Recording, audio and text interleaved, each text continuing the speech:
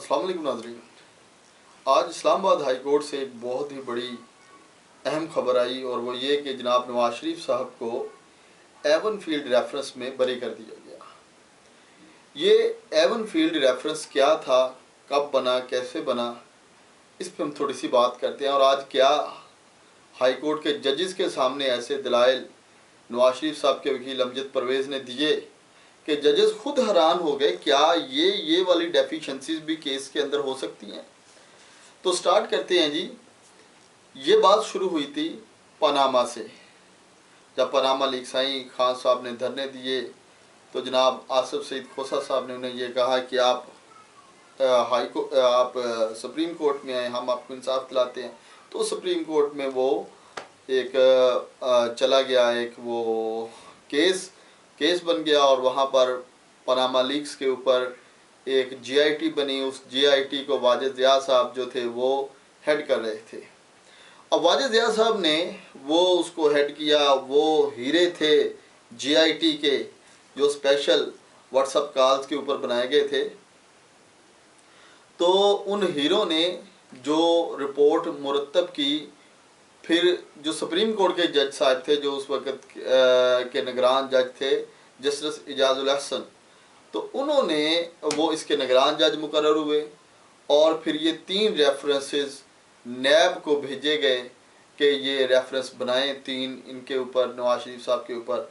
तो उनमें एक बना था अल अजीज़िया का, एवन फील्ड का, और तीसरा बना था फ्लैगशिप रेफरेंस का।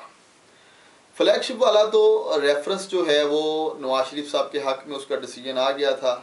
जज अरशद मलिक की अदालत में था वो, और अरशद मलिक साहब ने वो नवाज शरीफ साहब के हक़ में दे दिया था। उसके बाद नैब ने एक अपील दायर की थी हाई कोर्ट के अंदर कि ये रेफरेंस जो है, ये जो नवाज शरीफ साहब बरी हुए हैं, इनकी बरीयत नहीं होनी चाहिए। तो आज अजीब बात यह है कि वही नैब जो उस वक़्त ये एप्लीकेशनें दे रहा था कि इनकी दरख्वास्त खारिज की जाए और इनके ऊपर दोबारा चार्ज लगाया जाए, तो वही नैब ने आज वो जो फ्लैगशिप वाली एप्लीकेशन थी वो तो अपनी वापस ले ली, अपील की जो दरख्वास्त थी।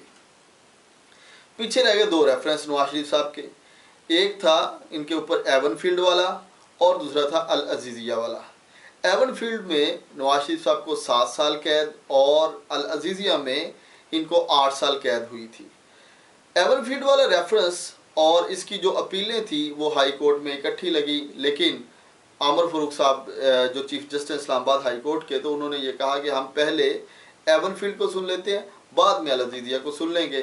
तो अभी अल अजीज़िया की अपील जो है वो लगेगी इस्लामाबाद हाई कोर्ट के अंदर, अभी उसकी डेट नहीं आई। तो अभी एवन फील्ड वाली चल रही थी।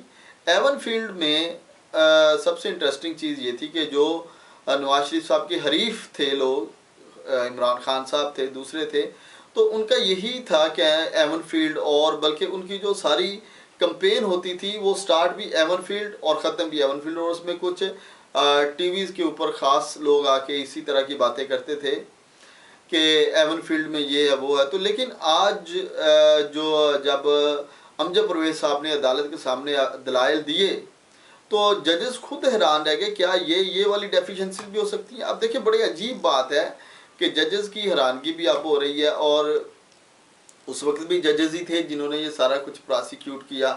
तो जो जज मोहम्मद बशीर साहब थे, जो अभी इमरान खान साहब का भी केस सुन रहे हैं, तो उन्होंने ये एक फ़ैसला एवन फील्ड वाला नवाज शरीफ साहब के ख़िलाफ़ दिया था।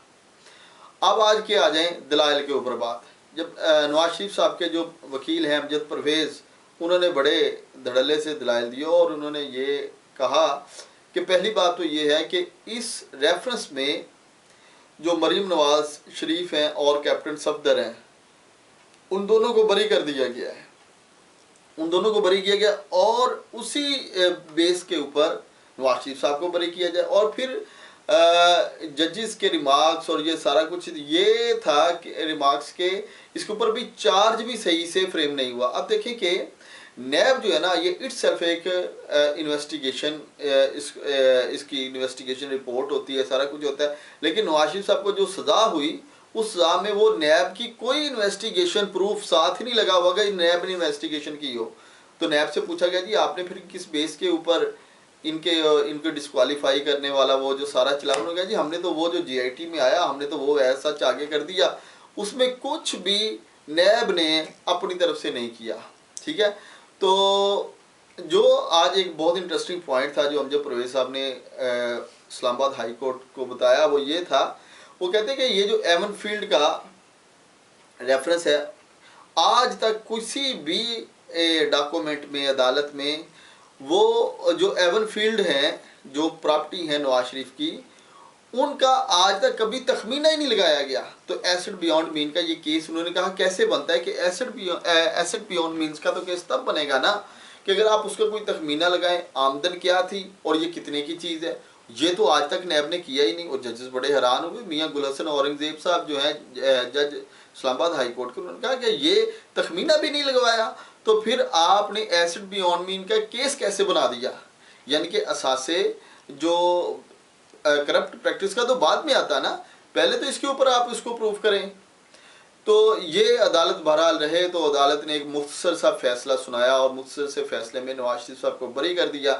اب جو اس کی ڈیٹیل ججمنٹ آنا بھی باقی ہے, اس کے اندر کیا ہوتا ہے. تو اب رہ گیا پیچھے العزیزیہ. العزیزیہ میں ابھی نواز شریف صاحب پھنسے ہوئے ہیں, ان کی اپیل ابھی لگے گی اسلام آباد ہائی کورٹ میں, دیکھتے ہیں وہ کس دن لگتی ہے. لیکن العزیزیہ کے اندر بھی العزیزیہ والا جو کیس تھے وہ سن رہے تھے مرحوم جج ارشد ملک صاحب.